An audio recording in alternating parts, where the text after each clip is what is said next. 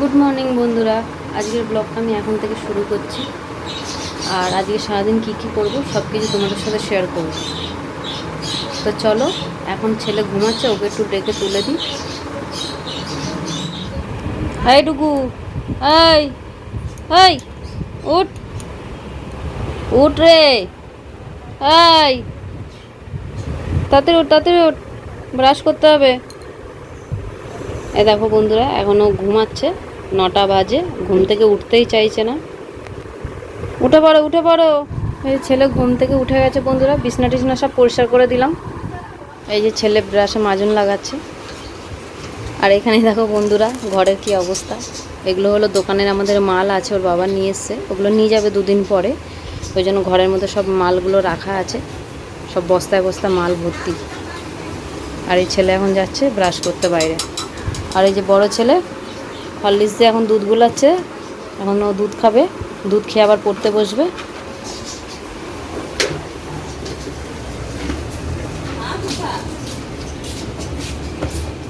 ছোট ছেলে মুখটা ধুয়ে আসলে ওকে একটু দুধ গুলিয়ে দিয়ে দেবো, দুধ বিস্কুট ও খাবে।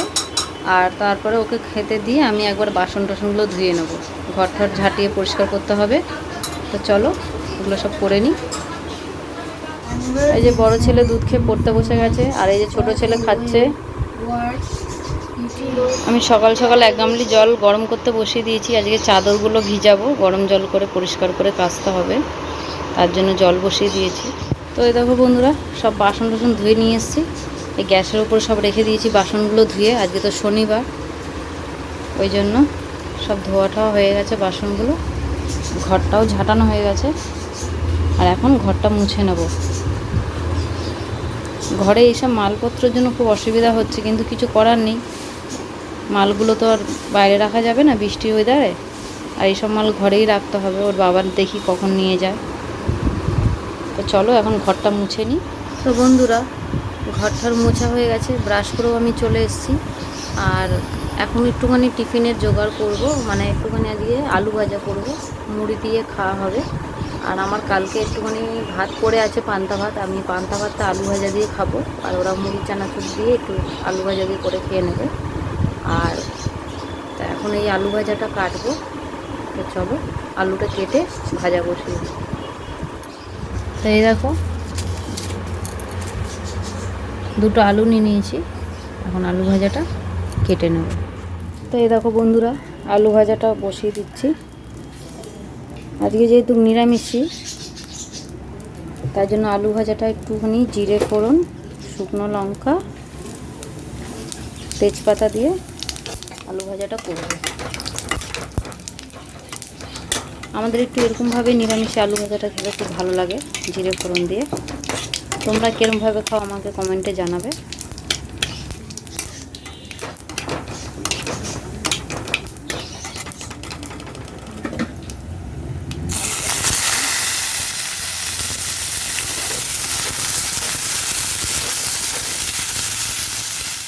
তো বন্ধুরা, আজকে এখনও কিন্তু চান করিনি, কাপড় জামা অনেকগুলো ভিজিয়েছি, ওগুলো কাচতে হবে। আর কাচতে গেলে গা হাত পুরো ভিজে যায়, তো ওই জন্য চানটা আজকে আর করা হয়নি এখন অবধি। আজকে সব রান্না সেরে কাচাকুচি করে তারপরে চান করবো। চান করতে একটু বেলা হবে হয়তো।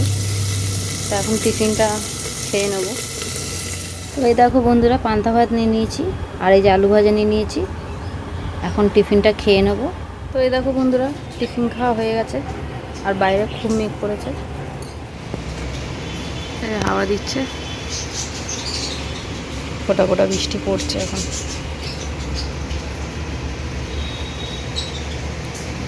তো দেখো বন্ধুরা, দুপুরে রান্নার এই যে ডাল বসিয়ে দিয়েছি কুকারে, আর এই যে ভাত বসিয়ে দিয়েছি। এখন দেখি দুপুরবেলার তরকারিটা কি বানাবো। ডাল তো বসিয়ে দিয়েছি, আর এখন সবজিটা কি হবে দেখি, সেটা এখন কেটে কুটে নেব। তো বন্ধুরা, রান্না বান্না হয়ে গিয়ে কাপড় জামা কেচে চান করা হয়ে গেছে, ঠাকুর পুজোও হয়ে গেছে, এবারে খেতে বসে যাবো আমরা। তো চলো খাওয়া দাওয়া করা যাবে। তো বন্ধুরা, এই যে খেতে বসে গেছি। আজকে দুপুরের মেনুতে আছে, এখানে বানিয়েছি রহর ডাল টমেটো দিয়ে, আর এখানে বানিয়েছি বড়া করে আলু সজনে ডাঁটা বেগুন দিয়ে একটা ঝোল মতন করেছি মাখা মাখা। আর এখানে আছে ডালের বড়া, আর এখানে আছে এই যে পটল পোস্ত, আর এখানে আছে পাট শাকের বড়া। তো চলো খাওয়া দাওয়াটা সেরে ফেলি। তো বন্ধুরা, আজকে আমাদের তো ঘরে হয়েছে বড়া করে ঝোলটা, আর ডাল আর একটুখানি ভাজা বড়া রেখেছিলাম। আর বাদ বাকি পটল পোস্তটা আর পাট শাকের বড়াটা আমার মাছি দিয়েছে। আমার মাসি যাই বানায় আমাকে অল্প করে দেয়, কারণ এগুলো তো সবসময় আমাদের ঘরে হয় না। পাট শাকের বড়া ঠড়ার বাবারা খেতে ভালোবাসে না, ওই জন্য আমাদের ঘরে বানাই না। ওই জন্য আমার মাসি করলেই আমাকে দিয়ে দেয়। তো চলো খাওয়া দাওয়াটা সেরে ফেলি। তো বন্ধুরা, দুপুরবেলা খাওয়া দাওয়া তো হয়ে গেল। তা এখন আমি চলে এসেছি দোকানে, কেননা আমি এখানে এসে বসি কিছুক্ষণের জন্য। ওর বাবা খেতে যায় ঘরে, ওর বাবার খাওয়া হয়ে গেলে আবার চলে আসে এখানে, তখন আমি যাব ঘরে। এই দেখো বাজারে সব দোকান বন্ধ এখন, ওই জন্য পাহারা দেওয়ার জন্য কিছুক্ষণ বসে থাকতে হয় আমাকে। সব বন্ধ এখন দোকান। তো বন্ধুরা, দোকান থেকে চলে এসেছি, আর এসে একটু রেডি হয়ে গেলাম। এখন বেরোবো সুইমিংয়ে। ছোটো ছেলেকে নিয়ে যাব, বড় ছেলে গেছে টিউশনি, ও যাবে না। আর এই ছোটো ছেলেও রেডি হয়ে গেছে। তো চলো বেরোবো। তো বন্ধুরা, অটোর থেকে নেমে গেলাম, অটোতে করে এসেছি। এই যে শ্যামবাজারে চলে এসেছি, পাঁচমাথা মোড়ে হাঁটছে শ্যামবাজারে। রাস্তাটা পার হবে। দেখো বন্ধুরা, ক্লাব অবধি চলে এসেছি। ছেলে হেঁটে হেঁটে যাচ্ছে সামনেটা। সুইমিং ক্লাবের কাছাকাছি এসে গেছি। এটা ছোট্ট মতন পার্ক, এখানে ব্যায়ামের সব জিনিস লাগানো আছে, সব ওরা ব্যায়াম ট্যাম করে। এই যে ক্লাবে এসে গেছি, এটা আমাদের ক্লাব। বন্ধুরা, সুইমিং ক্লাবে চলে এসেছি। ছেলে সুইমিংয়ে জলে নেমেও গেছে ওই কোণের দিকটাতে। আর এটা হলো বড় সুইমিং পুল, এখানে সব বড়রা করে। আর এটাতে ছোট পুল। ওইদিকে আরও দুটো পুল আছে, ওইদিকে সব অন্য ক্লাব। আমার ছেলেরা এই ক্লাবেই করে, এই যে হাটখোলা ক্লাব, এটাতেই আমার ছেলেরা সুইমিং করে। ছেলে যতক্ষণ সুইমিং করছে ততক্ষণই বসে থাকতে হয়। ওই 45 মিনিট মতন করে টাইমটা, তাই বসে থাকবো এখন। এই যে ছেলে সুইমিং করছে।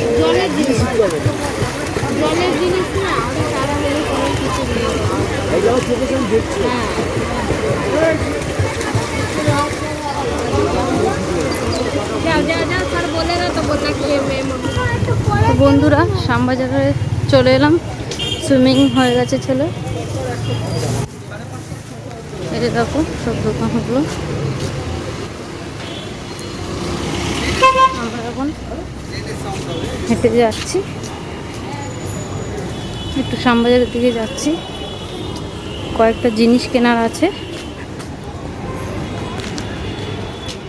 তা বন্ধুরা, শ্যামবাজার থেকে কেনাকাটি করে চলে এলাম। আর কি কিনেছি কালকে সেটা তোমাদের সাথে শেয়ার করব। আর বাড়িতে তো চলে এলাম এখন। তা আজকের ব্লগটা আমি এখানেই শেষ করছি।